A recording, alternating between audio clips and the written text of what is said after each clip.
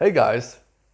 In this course, I'm really excited to be talking about how I optimize my immune system and with great results, and also how I track my overtraining and hydration and how these systems are interconnected.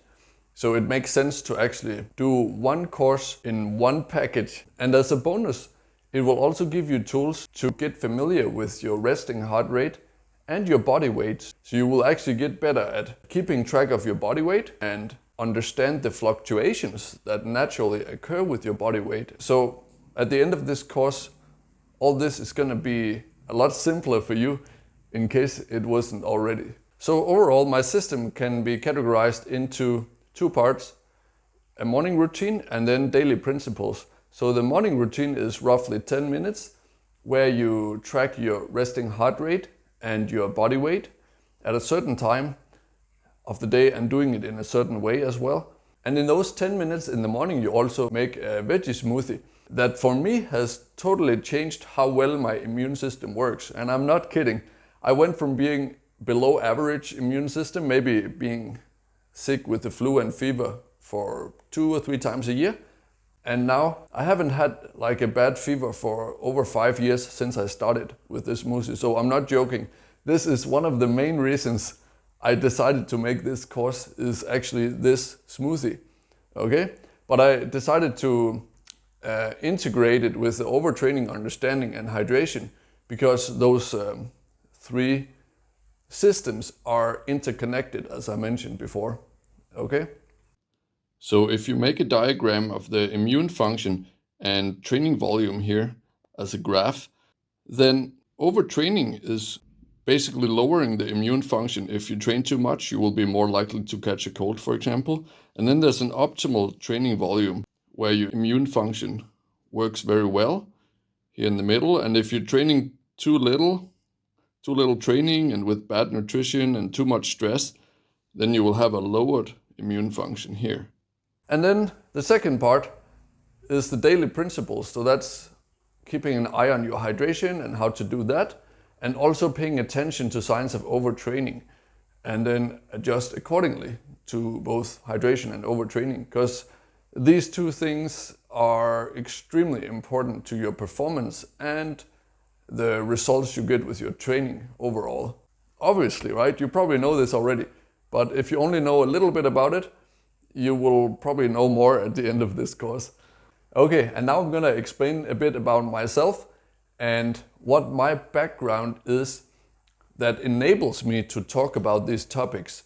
So first of all, I should maybe mention that I've studied nanoscience, and I'm also the founder of a 2-time TripAdvisor award-winning training camp where we train in the tropical climate where hydration is super crucial and overtraining happens easier.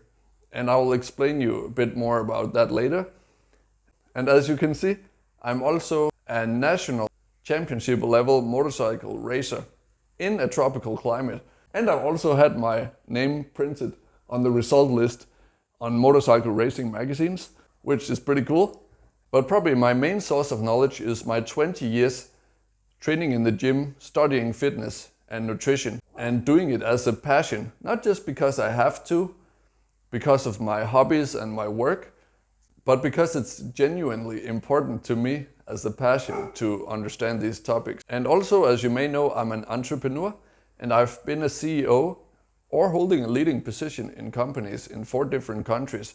And why I think that's relevant to this topic is that it has helped me develop stress reducing tools and stress management tools that also actually can help you manage overtraining, because stress also contributes to overtraining. So now I'll talk a little bit about my professional experience with hydration and overtraining. So as I mentioned, I'm a motorcycle racer in a tropical climate. And on some of the training days we are doing training in the mountains, in the jungle, where it's very humid and we're wearing full equipment. Okay, so you'll be sweating more in just 10 minutes in the jungle wearing this equipment and at full effort than you probably will in a 1 or 2 hour training session in the gym in a country where you have like a cold climate.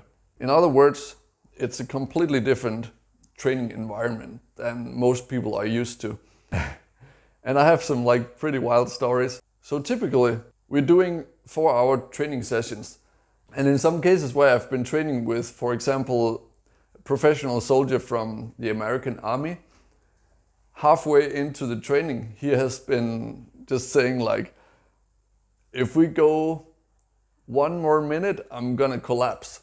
And then we will have to stop the training, sit down, take the equipment off, pour some cold water over the body and hydrate. So these are the intensities that I'm training under. And in the most intense week, or it's actually 11 days of my life, I've been doing 4-hour training sessions for 5 days in a row, and with 1 day off, and then doing another 6 days in a row. So extremely depleting training, sweating gallons and gallons. And one time I also had a young teenager train with me, about 16 years old, which should be really strong and not easy to give up, right? But he told me, if we continue the training, I'm gonna start crying. So that's just like put things into perspective. In other words, if I didn't have any systems in place in these 11 days, I would have collapsed as well. But I didn't. So by getting through all this without collapsing, I'm confident in my principles and the systems I use, even though you might be able to have heard something different. Well, at least I can tell you that everything I tell you in this course is something that's tested under extremely hard conditions. And I've done it on my own body with great success. So that's why I'm confident that it will work, at least to some degree for you, if not very well. And now I'll talk a bit about why it's so important for me also to manage overtraining. So clearly, if you're a motorcycle racer, when you reach overtraining and you're training too much in the gym and on the tracks, it becomes very dangerous, because going at high speed on a motorcycle, if you just have a glitch for 1 second of being too sloppy, too unfocused, well, you're gonna end up in the hospital potentially by crashing, you know. And to this day, luckily, I've never broken a bone from racing or training motorcycle racing. That's a completely different story. Maybe that's more about mindset, but it's also because I do pay carefully attention to overtraining. So every time I reach overtraining, because I measure it, I have objective measurement systems to track it. I can see my focus is getting sloppy as well. Then I know how to adjust down on the intensity. Maybe take a day off or 2 and adjust my nutrition, hydration, electrolytes. Several factors will be adjusted. Through my professional career, I've also coached clients that train MMA, martial arts, you know, and they have been very overtrained to a degree I would never want to get into myself, like that level of overtraining, because then I would simply not function as a motorcycle racer. But you know, in MMA, maybe you will just get punched more and win less if you're overtrained. But in motorcycle racing, you will simply just end up in the hospital. So that's why I cannot allow myself to do that. So as you see, I take these things quite seriously, and I've gathered a very powerful toolbox in these topics. So if you find all this interesting and if you think it can be useful for you, then you should definitely consider signing up for this course. Hope to see you on the first lecture.